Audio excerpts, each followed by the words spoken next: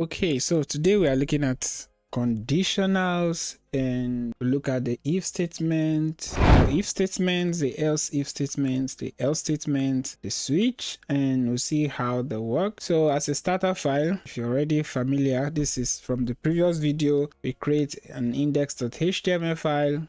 Nothing much, just a boilerplate with the title, and then we have the fav icon. I use .png here because there were some errors I was getting when I used .icon from the previous video.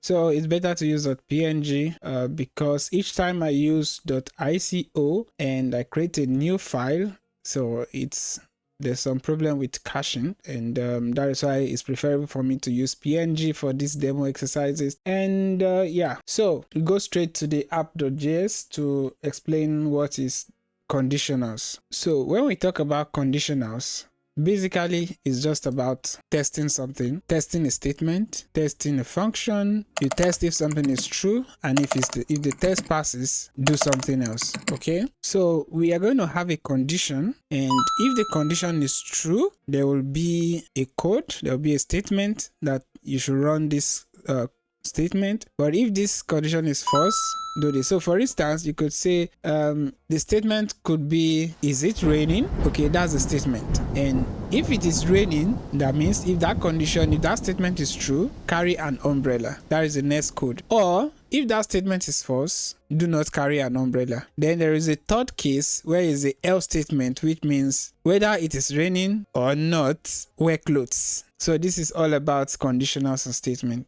Okay, so we'll go straight to the code aspect of it. So we use the if statement to specify a block of code in JavaScript to be executed if a particular condition is true. Okay, so let's go and check out an example. So I comment out this. So this comment is just to ensure that my app.js file is connected with my index.html front page. Okay, so let's say we have, from last video we also talked about variables. So let's say we have names of persons, first name and last name. So we use, let's say, const first name is equal to let me use VIC. Okay, VIC. Then const last name equals Roland. Okay, so end of line, I use a semicolon for it. And then so I want to say that, okay, let me use this. First name is Victor and last name is Victor. So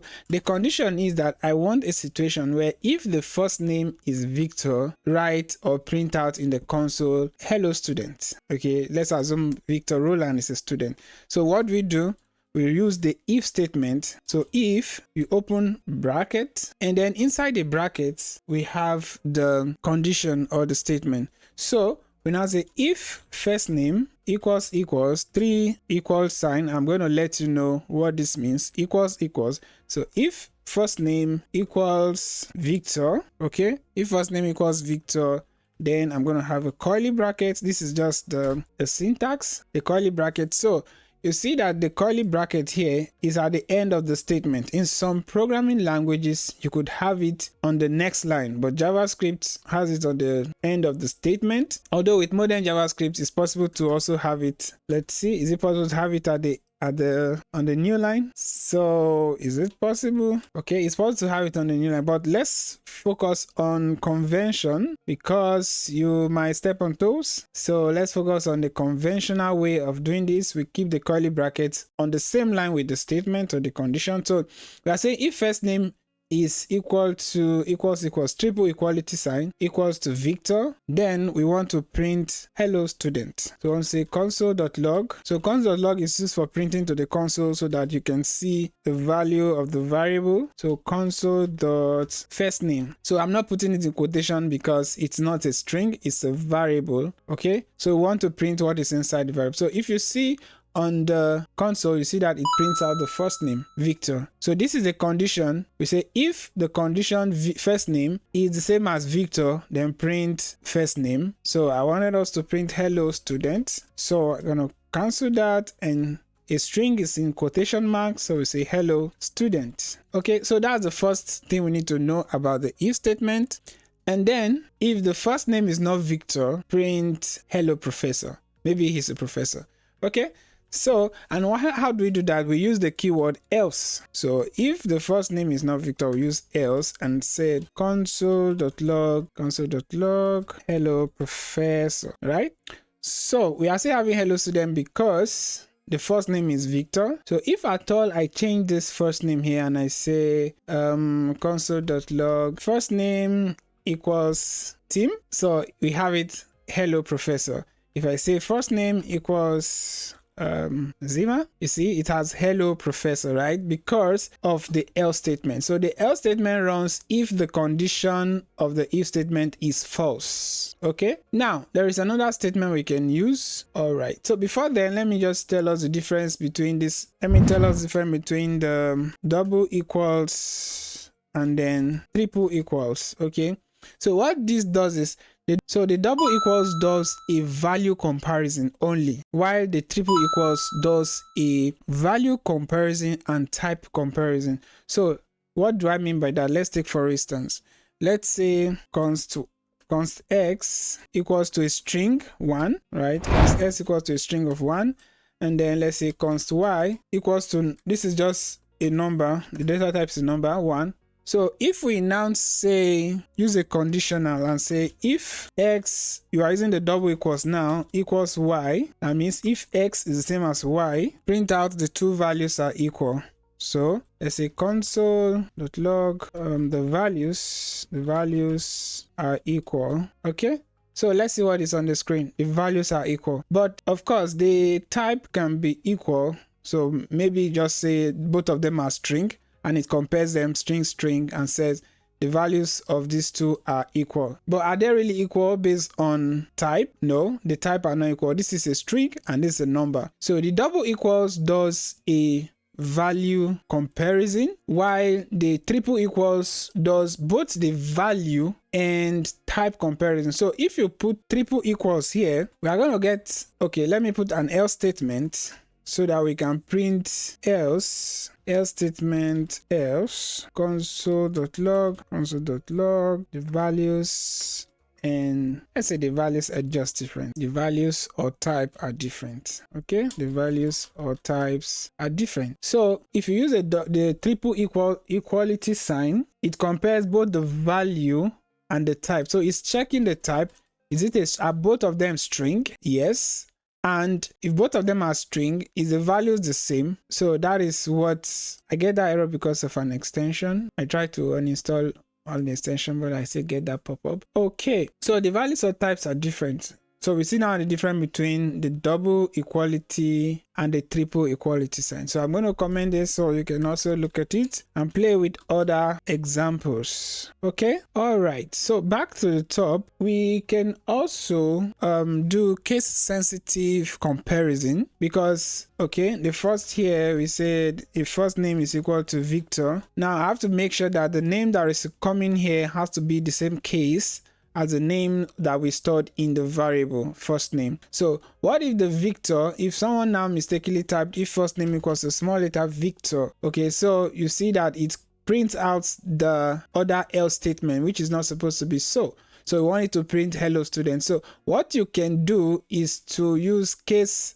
insensitive comparison, and how to do that is by using the functions to lowercase. So you could just say, this is very common usage. So you say first name dot to lowercase. If you look at here, you see that IntelliSense brought out to lowercase. I can click on tab, not this one, to lowercase. The third one, this one, click on tab, it brings out, so it's a function. So we have, it's a method rather. So we have brackets, open and close brackets at the front of the to lowercase, and then use the triple equality sign. So if first name dot to lowercase equals to Victor, so whatsoever the user entered as first name or whatsoever we saw as first name, it first convert it into a lowercase, then compare it with whatever I have here. So when you are doing this comparison, the one on the right hand side has to be lowercase, so that when the Victor comes into the first name, the dot to lowercase changes, converts alphabetic characters in a string to lowercase. So, and hence we get hello student because of the to lowercase. Is that clear?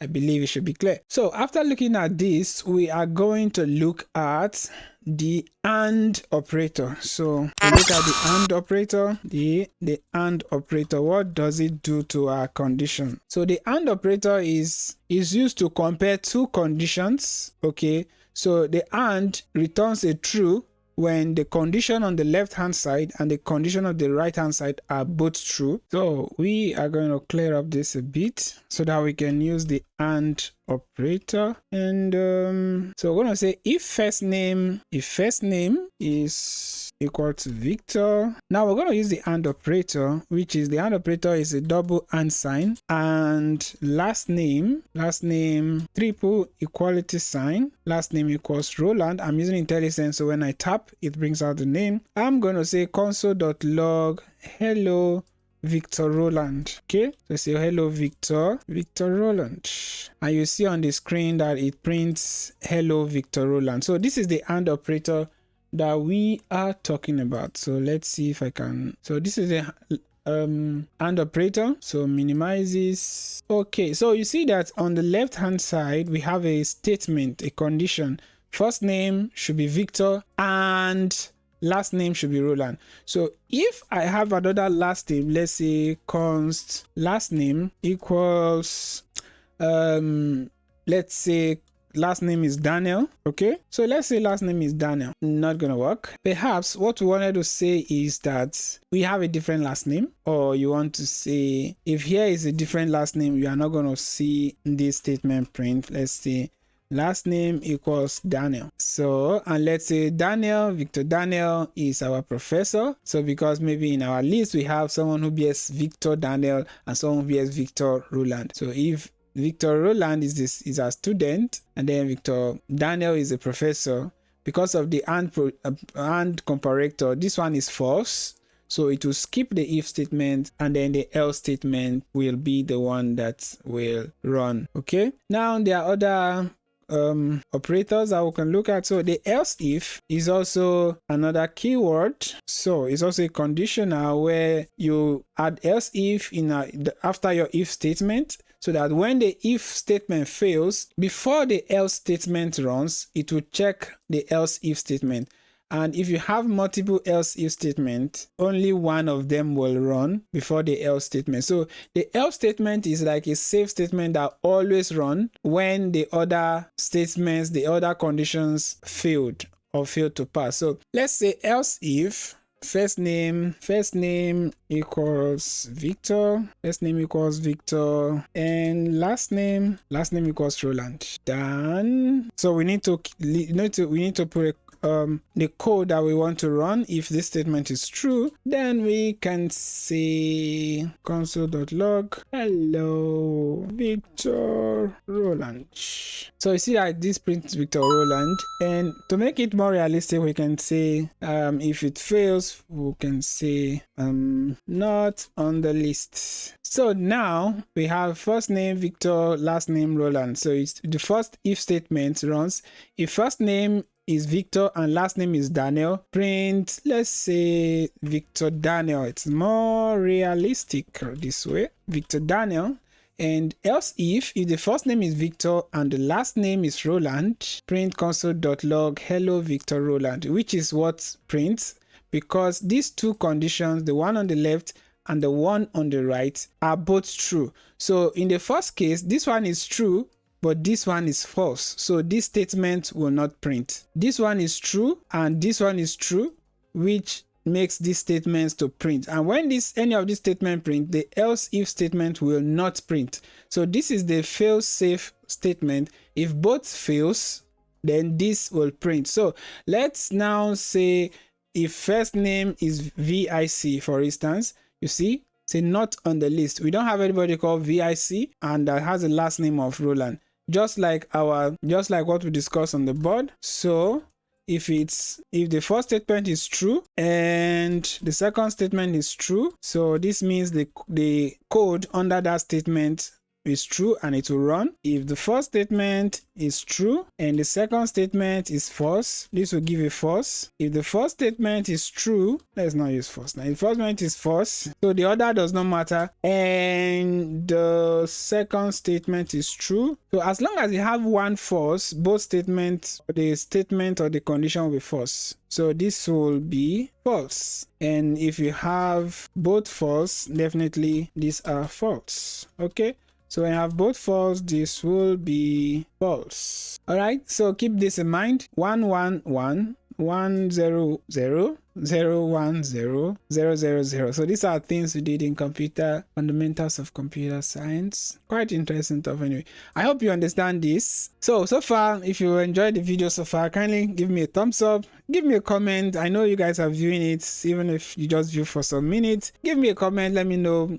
Give me feedback, criticism, let me know what I'm doing right and what I'm doing. I will greatly appreciate your feedback. This will help me produce more and develop on my videos and on my presentations. Okay, so if you're following, give me a like, subscribe, and then give me a thumbs up, leave a comment. Thank you. So we can also do a chain. We can connect two or more conditions together, but it is recommended and advisable to separate each statement or each condition in a bracket. So this is what I mean. So let's add, let's say, middle name const middle name equals gspeed. Okay, so let's say this is const middle name equals gspeed, and we want to add an else if statement. Okay, so I want to show you not inside this curly bracket. The else if statement should be on its own line. So we have else if, open your bracket, put your curly brackets, click on enter.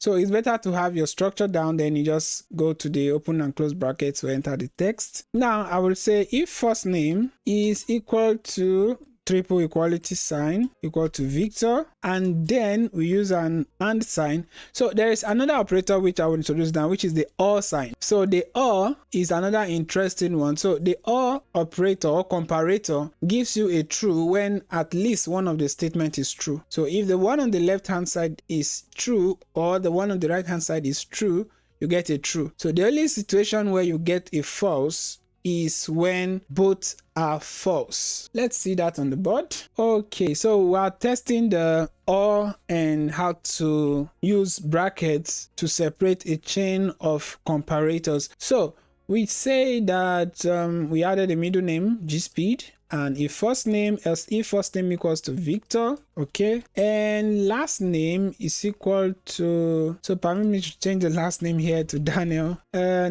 Roland is, this is fine. Okay, and last name is equal to Roland. So we want to say that if the middle name is gspeed or the middle name is gspeed, okay, so we can add the or equality by saying if first name is equal to Victor, the or is, so or is this lines, two lines. Okay, so this is the or symbol, and let's say or last name equals Roland, and we have the and middle name IntelliSense, middle name triple equality, middle name equals gspeed. I want you to print hello Victor Roland aka gspeed.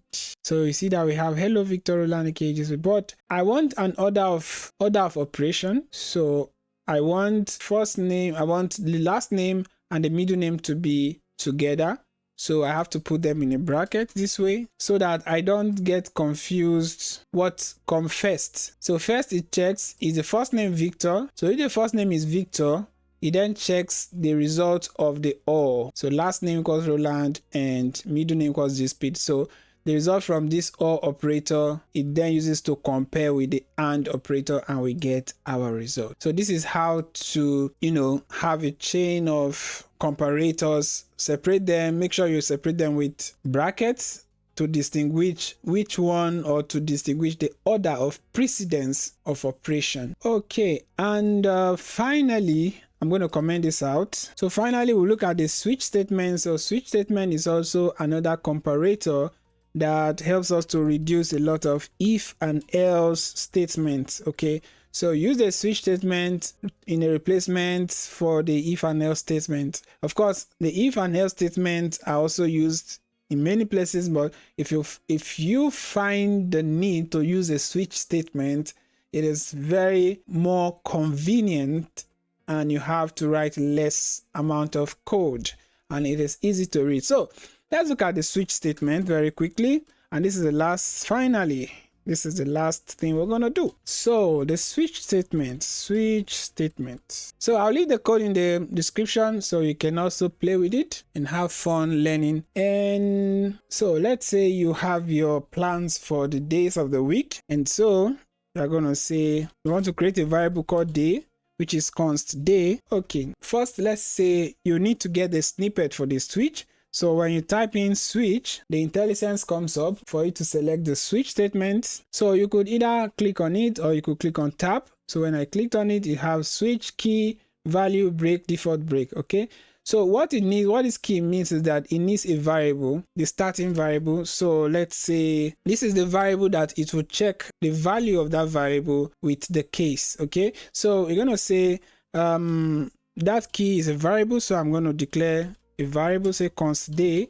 So because I want to check certain things that you want to do or we want to do in the days of the week. So const day, we say const day, or a variable const day, we call it Monday. So remember the case insensitive comparison. So if you want to use case insensitive comparison, then you have to remember to add the dot to lower method. So now the case that I want to be comparing is the first one is a case Monday, because this is the first week of the first weekday. So case Monday. So when the variable, I need to change the key to day. So when the variable is day, what is saved inside the Monday? So if it's on Monday, remember that there's a column here, not a semicolon. So after Monday, you have the column, click on enter, and then you write the code that you want to be printed out, or you write what you want to happen if the day is Monday. Okay. So we now say console.log. So if the day is Monday, I will say go to the company warehouse, something like this. Okay. Now we have a break statement after the code you want to run when it's Monday. You could put a lot of code or whatever I want it to happen after when it is Monday.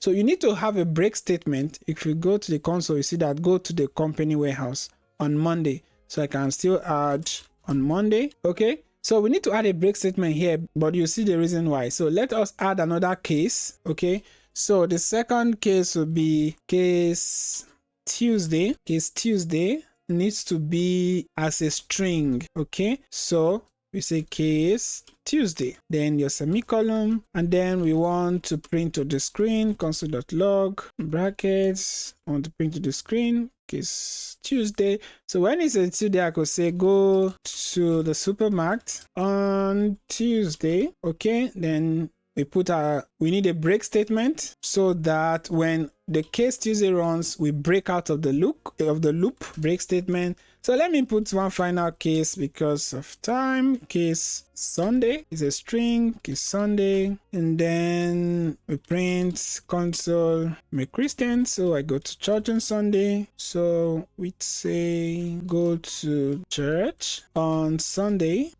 Okay, so now there we need a break statement, and you have to also understand that there's a default operation. So the default operation means that this will run regardless. Okay, so this is a fail-safe operation. So let's say we will print, the default operation will be, in case you enter something that does not exist, console.log. Let's say I do not know what day of the week is that.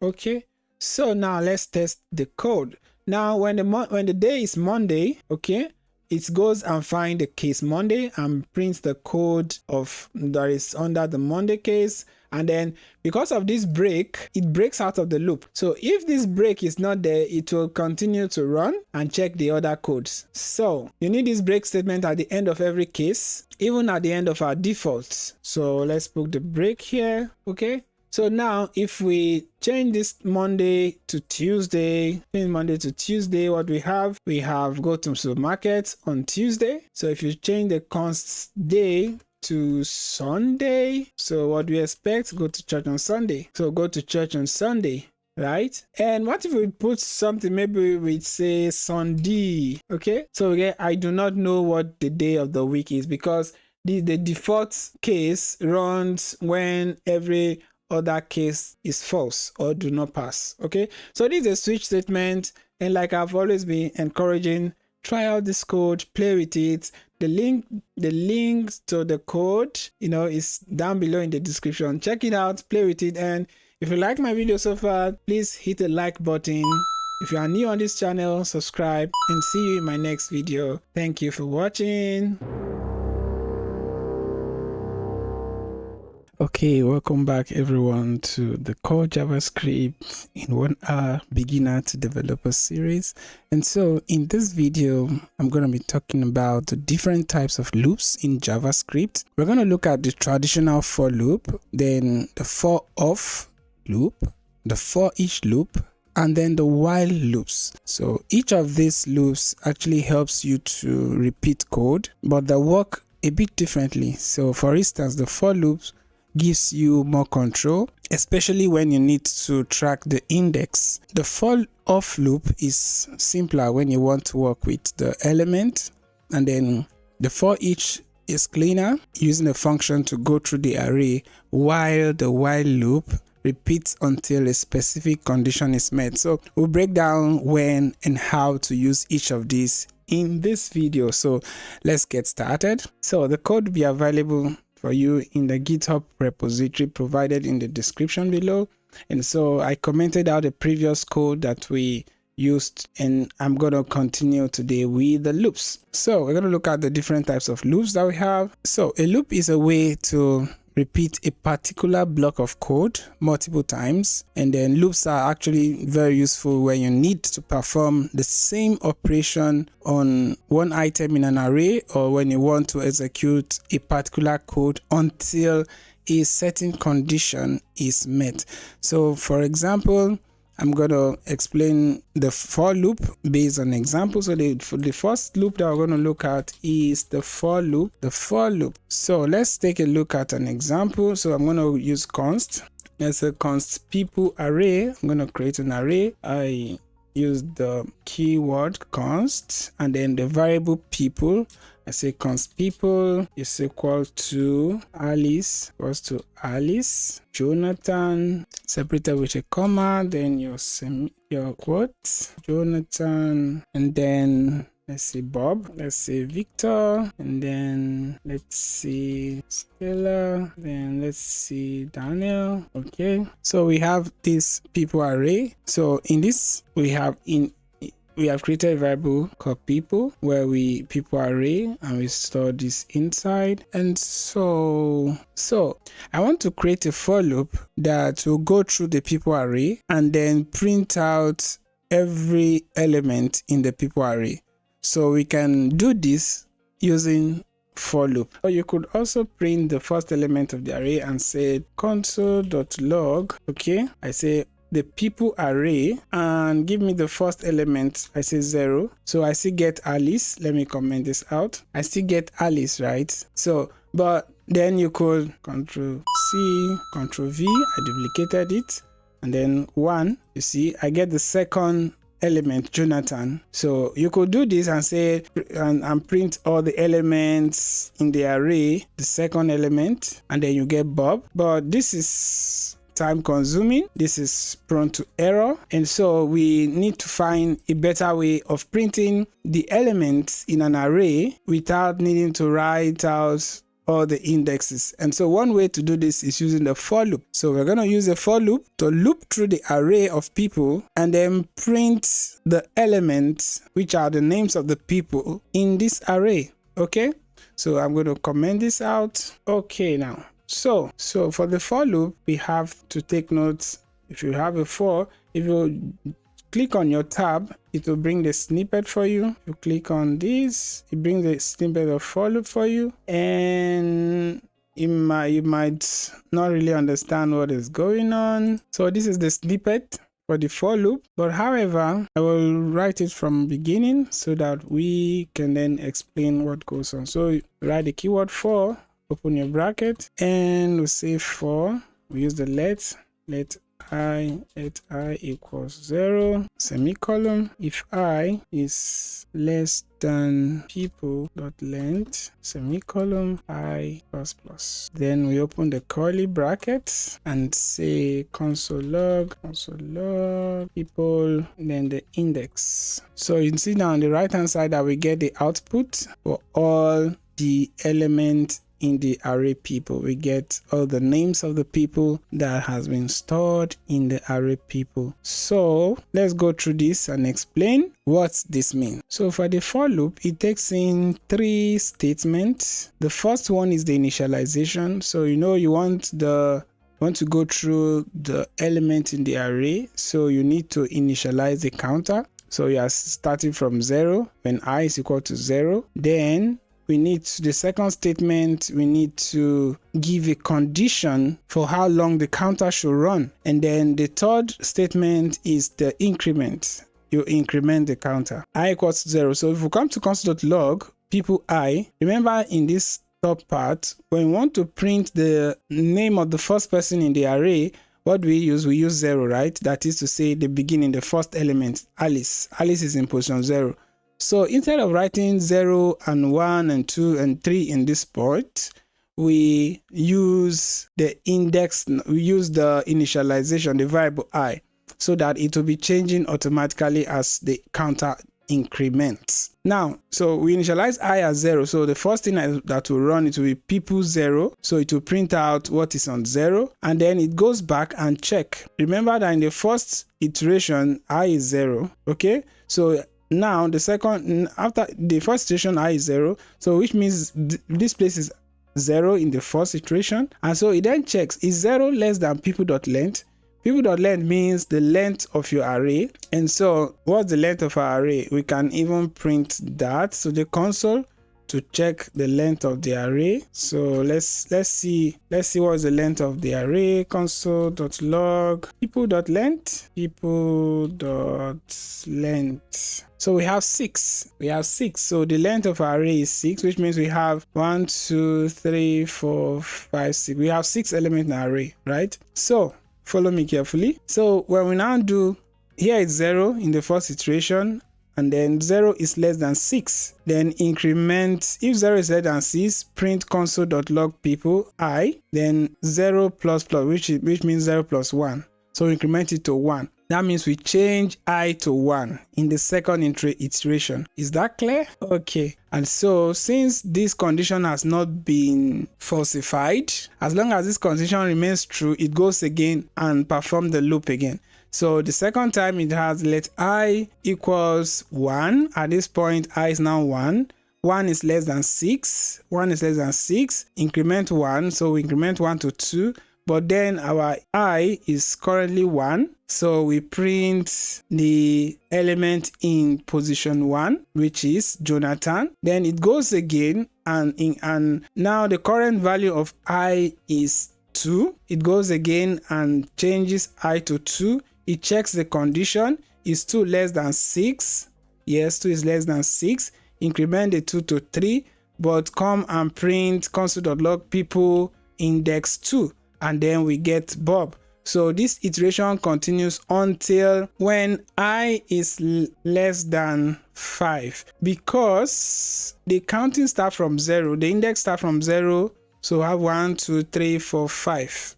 So get a 5. So when I is less than 6, which is the last number here is 5. So 5 is less than 6. This condition breaks and then the for loop ends. So this is basically how to use the for loop to loop through the entire array. And this is very standard for loop. It's basic, but you should be careful and make sure that the structure is right, and try to avoid certain edge cases like using greater than or equal to or less than equal to. So that's a basic hint for you here using the for loop. Try to avoid edge cases because you might run into infinite loop. Infinite loop is a situation where this condition is never met and your counter is incrementing or increasing continuously. All right, so that's it for the for loop. If you enjoyed this session, kindly hit the subscribe button and subscribe. And if you also enjoyed this video, also hit the like button, and this will encourage me to make more videos. And I know that you are following, so the views I'm getting are not just algorithms or machines, but they are human beings. Thank you so much for your support so far. So the next we look at is the for off loop. So the for off loop, we can use a snippet. Okay, for off. So this is the snippet that we get for. And now notice the difference between the for off loop and the for loop. The for loop uses a let because we are changing the value of I at every iteration. Okay, meanwhile the for off loop uses a const. So if you don't know the difference between when to use const and when to use let, check out my video, the first series, the first section 1. You could also see when to use let and when to use const. Okay, so the for off loop uses const element of object. So this is just the snippet. So I'm going to comment out this. So what the for off loop does is that it will loop over the people object and then print every person in that list. It will grab each element individually and print. So the for loop is more complicated than the for loop. So let's see, let me complete the snippet and let's see how it works. So we have the people array, and then so here is a variable. So we say const, let's say person. We create a variable called person, const person, and then off. That's where the for off comes from, off. And this object is going to be our array. So we call it people. And then in the loop, we just say console.log person. Very easy. Console.log person. Okay, so this is what we get. And then in the output, you see that we get the names of persons in the array. It's very easy. So the only difference between for loop and for off loop is that first you use a const instead of a let. In the for loop, you use a let because the value of the I is changing at every iterations. So, but for the for of each loop, it grabs each element of the array individually and logs it and prints it to the console. So if you just need the element and not the index, this loop is a great choice. But if you want to know the index of an element in an array, like if you want to know the index of the person in the array, then you need to use a for loop. But if you don't need that, then the for off loop is the perfect choice for you. All right. So the next we look at, I'm going to comment this, is the ForEach Loop. So I'm going to comment this out, multiple line comments, so that when you want to play with this, you just remove the comment and it works. So the next we look at is the ForEach Loop. So basically, if you can get the snippet and say for each, this is the snippet I print on top. Okay, I might not use a snippet, so let me try to explain it and I'll write it. So I'm going to still copy our array list, our array elements that we have: constant people, Alice, Jonathan, Bob, Victor, Stella, Daniel. And so for the for each loop, basically you say the array name people. Okay, this is the name of the array, people dot, we are going to use for each. Okay, then open the bracket. Okay, when we open this bracket, put a semicolon. Then inside this bracket, you create a function. So I'm going to put a tab, person, console.log, person, and decide to bring this closer. Okay, so this is the arrow function, but I'll just comment this out for now so that this is a shortcut. I did Ctrl K, Ctrl C. Okay, so let's say people dot for each tab, open the bracket, put a semicolon at the end, and then I create space. So here I'm going to create a function. I use the keyword function and then open the brackets and create a variable called person. So the for each loop, this is how this snippet is. People dot, you call on the for each method and create a function inside the for each method. So call the keyword function and then put the variable name You can say person, you can say persons, or let's use person because we want to print out each person in the people array. And so after you have done this, you use curly brackets, click on tab. Okay, I can decide to bring this open and close bracket closer to the curly bracket. And so when we are here, I click on tab so I can write inside the loop. And so just print console.log the variable which we just created, which is people, console.log people. Okay, so the for each, this is the arrow function. So we created the people array, which has different names of persons in that array. And then to use the ForEach loop, we call on the ForEach method and say people dot ForEach. Okay, so let me type it again. So say people dot call on the ForEach method, click on tab, and then we open a bracket. Okay, normally we're supposed to use the word function, but this has been replaced with the arrow key function, and then the function carries a variable. That variable we can call it person. Okay, person, and then we create curly brackets for it to say print out each person in the array, console.log person, right? So we put person here, and so this worked. Okay, and what if I put a semicolon here? Okay, so this is what we do. Console people.ForEach function person, console.log person. So you can also use the arrow function and just say people.ForEach, right? Open and close, because it's a method. This bracket always needs to be there. Click on your tab, and then I can start to put my semicolon here. Then for the arrow key, for the arrow function, we skip the keyword function, and we can just say, you directly go and call and write the variable. You can say person, right? Person, and use equals greater than. Then the next thing to do is the curly brackets, and then inside this you write your console message, which is console.log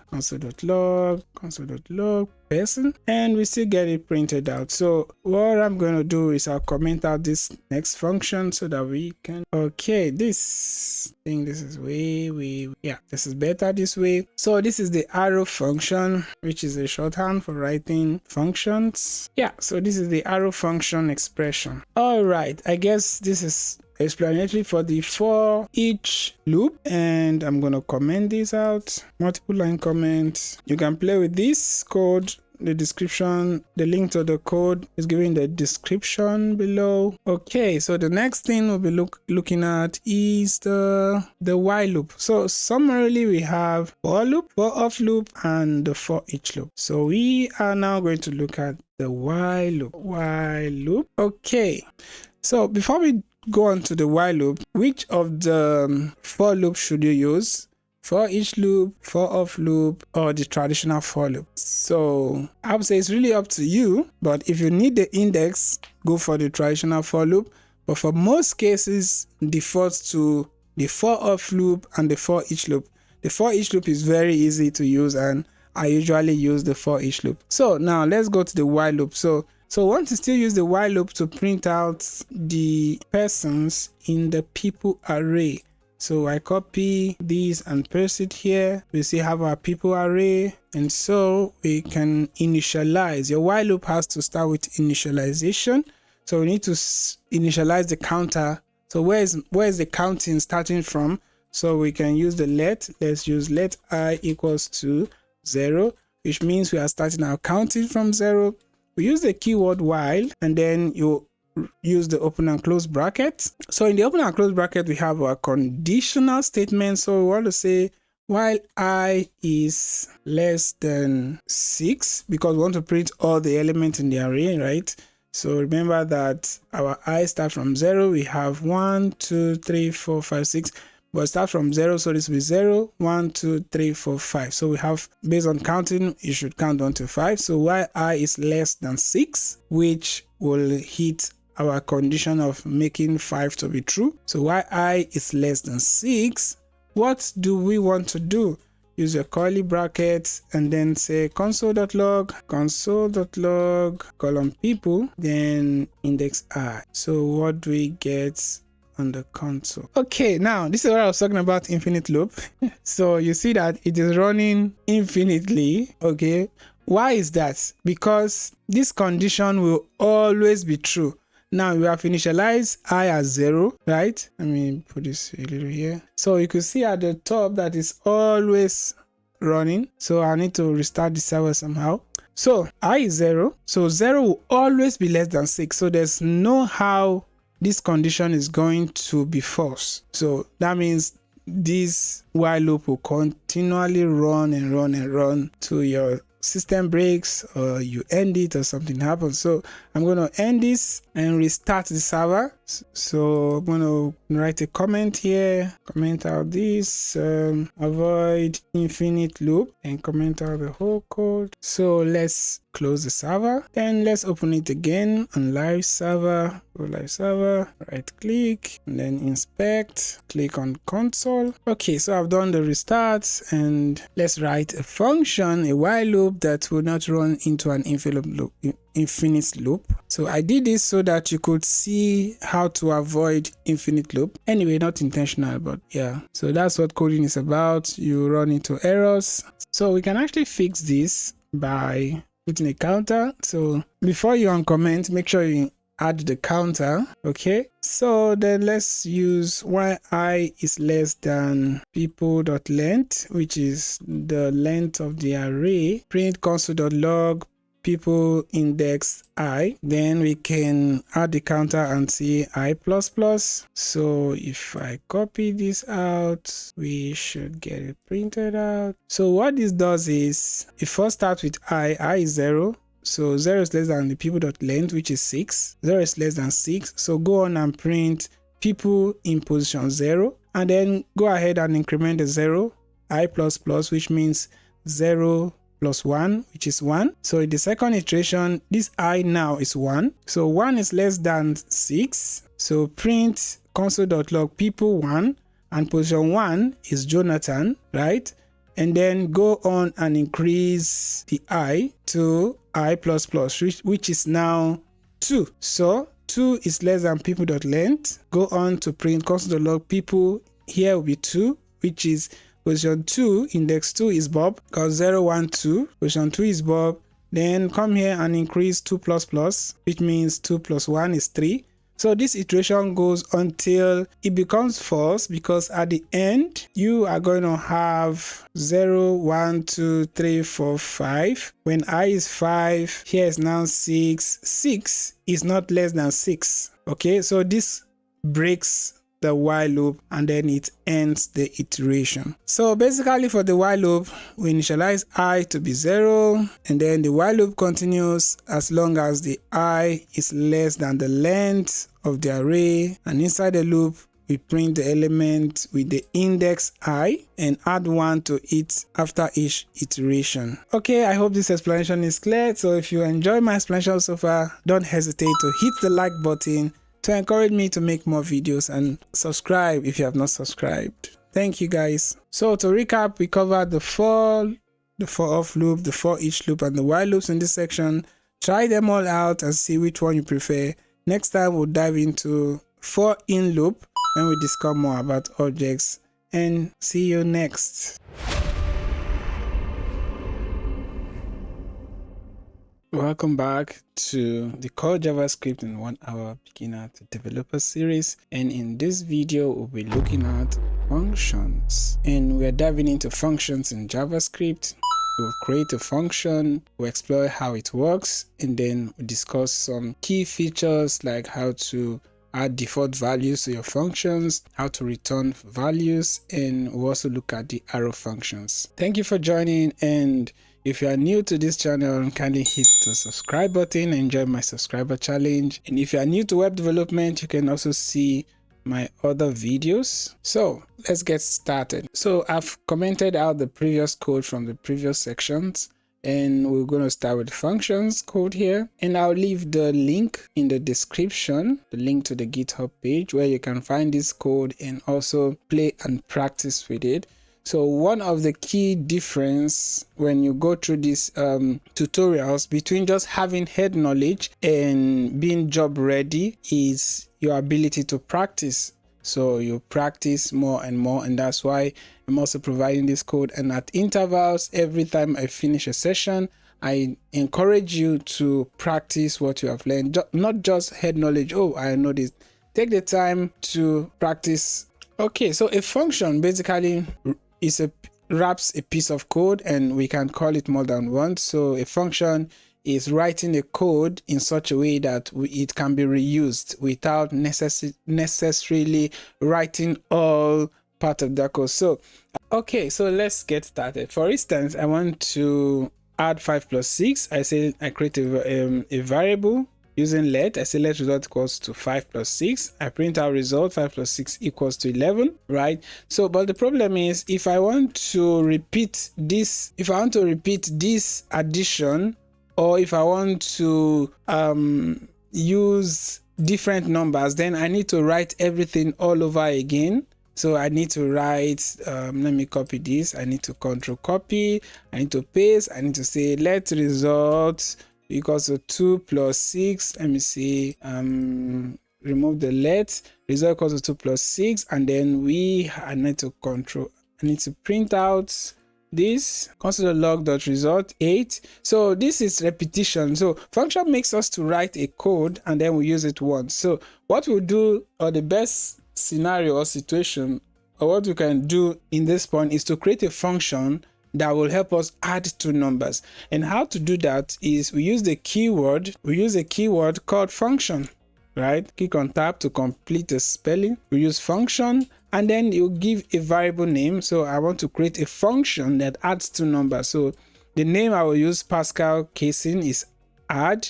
Then you open brackets and then put your curly braces, click on tab, create this snippet. So inside this bracket is where we can put our parameters. So parameters are variables that will act as placeholders. So if you want the function to take in two numbers, then you can say, let me just say x, y. So which means that my function will take in two numbers. So the first number will be here, the second number will be here. So it's going to add the two numbers together.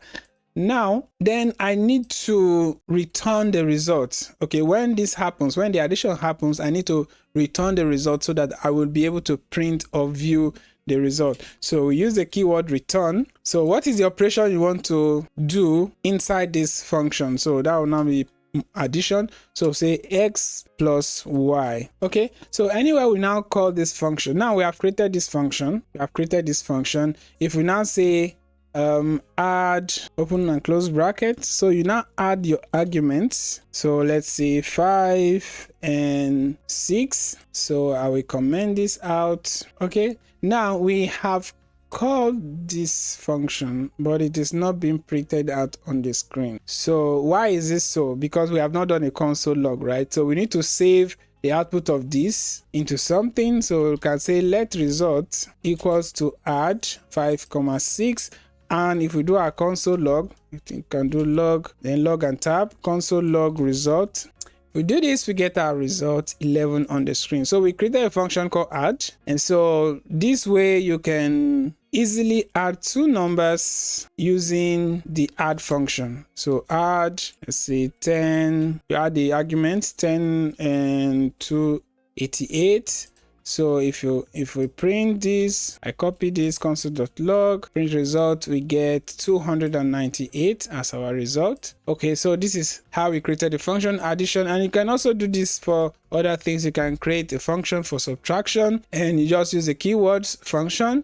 You create a variable, subtract, then your open and close brackets, your curly brackets, and then you put the parameters, the placeholder for the actual values you use, and then inside the curly bracket you use the keyword return to return the addition or the subtraction. So in the second example you might want to use subtraction, so it will just be x minus y, so you do the subtraction. So another thing we can do is that we can have default values. So for instance, you just only want to pass one value, so we can declare from here and say x equal to 5. And so when you specify just one value, it will still work. because you already define a default value. Oh, it's not a number. Okay, I commented out this, we have not in number. So we need to also specify the default value for this. Okay, so that when we put just one number, this will be the X value. So it will now do X plus the default number, or if you put another number, it still works. So this is how to use the default values. Okay, so this makes it very easy to reuse code, and the principle of dry comes into mind. Don't repeat yourself. So when writing code, you have to try as much as possible not to repeat yourself, and that is how functions come to help you. So you can say const more results, a variable called more results is equal to, I want to use the add function, add, let's say 19 20 plus add 50, 100. So you see that I'm able to reuse the function add in my code. And if I print out, you enter log and click on tab to give us console log, print out more results, we get the addition of 19 and 20 plus 50 and 100, which is 189. So let's comment this out. So another thing we can do is that a function can also not have a return statement. You can just have a bunch of string inside. So let's say we create a function called greet user. Okay, this function will send a greeting to the user who logs into our application. So in this situation, we do not have parameters that are entered as placeholders because we are not returning any value. So you just want whatever we type here, which is going to be more than just one line of code, to be printed whenever we call the function greet user. So we can say console.log, let's say hello user, and then we can say console.log, you are highly welcome. So another console.log can say that I hope you are enjoying the developer series. Okay, so if we now call on this function, now when you create a function, you need to call it. That is, after calling it, that is the only time it's going to print out the information in the function. So we need to call that function greet user. So we can just say greet user like this. And we have all the messages. I can also comment out the result from the function of addition. So looks like this. So now we have the result from the greet user. You can see that the function greet user, whenever we call greet user, and of course you must put the open and close parentheses so that all the messages in the greet user will be printed to the console. And also you can also call a function inside a function. So we can call the function of addition that we created inside this greet user function. We can say add 30, 50. Okay, and if we print this and say console.log, we can use string interpolation. Okay, so we can say result equals add 30 plus 50. We can say result, click on result, we see 80, also part of the greet user. So string interpolation is this. We could use console.log. So we use a backtick. So use the backtick and say the result of the addition is. Now when the backtick is there, we use the curly brackets inside the string, and in front of the curly brackets we put a $sign, so we can put result here, and then we interpolate the string with the variable. So you can see the result of the addition is 80. So inside the function, we are creating a function. Another function, we are calling another function. But this is not recommended because you could, get things more complicated, and you want a situation where during debugging you have all your logic in one place so that it's easy to debug. So don't do too much of this. That's my recommendation. Okay, now the next thing we're going to look at is the arrow function. We already discussed this in the previous video, but I can also show you something about this. So I'm going to still comment this out, multiple line comment, star, asterisk, and the backslash or the forward slash. So we are going to look at the arrow function. So I will write a code and then I explain how it is. So I already gave you an example. Let's say you want to create a function called subtraction. So let's say const subtract. So let's say const subtract is equal to the parameters that we need. So x comma y, and then use the arrow key, equals, and then greater than sign, and we put the curly brackets and say return x minus y. So this is the arrow key. You see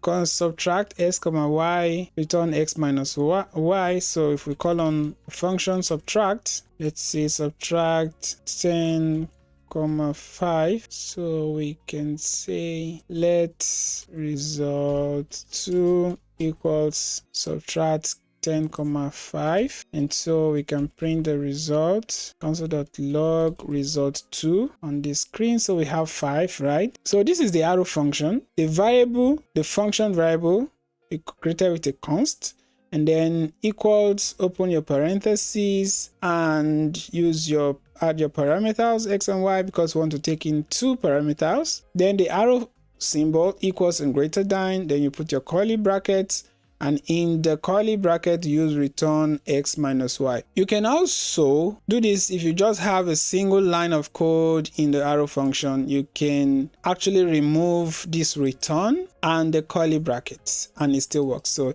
remove this curly brackets and then remove the return statement and put this on the same line. You see that it still gives us a 5. The function subtract still works, takes in parameters, arrow key, and then just a single line of operation. So when you have a single line of operation, you can use this shorthand.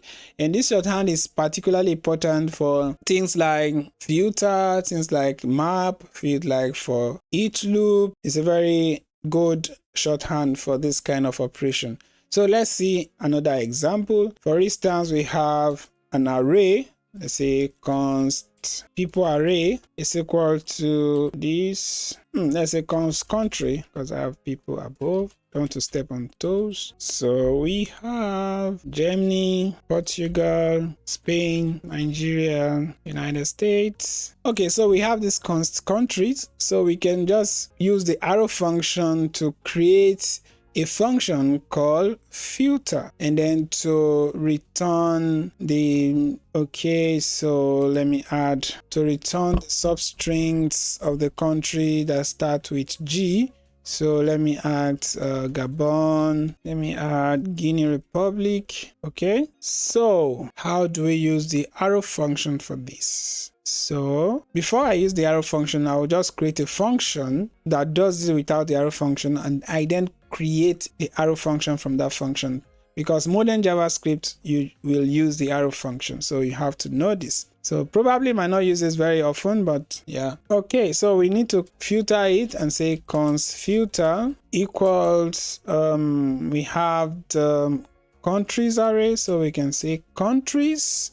We use the function called filter, or method called filter rather, and then in the filter we create a function. So that means we use the keyword function, and if you have a function you have to open parentheses, and then we put the curly brackets. I click on tab so that I have more space, a semicolon at the end. Then inside the parentheses for the function we create a variable. You could call it C, or I'm going to call it country, right? So we want this function to go through the array, to go through all the elements, country, and then filter out the countries that start with G. Okay, so inside the function that is in the filter method, we say you are going to return country dot substring rather, country dot substring. We need a first letter, so it's going to start from 0 up until 1. where we have triple equality and then G. Okay, so the function is filtered, and then we use the method filter on the countries array. So the filter method takes in a function we have to create. So we are creating the function that will go through each element of the array, each country in the array, and then retrieve the first letter. So and then checks for the first letter. So any ones where the first letter matches with G, it prints it out. So we need to see on the console. So we say console.log, want to print filter to the screen, and then we have it. We have Germany, Gabon, Guinea. So it prints all the countries that start with G, not just the letter G. So it prints all the countries that starts with G. So we have Germany, Gabon, and Guinea Republic. Okay, so spend some time experimenting with functions on your own. The more you practice, the better you'll get at applying this in the real world. So give it a shot, and when you're ready, come back for the next one. Thanks for watching, and don't forget to like, share, and subscribe. If you have any question, drop them in the comment, and I will see you in the next one.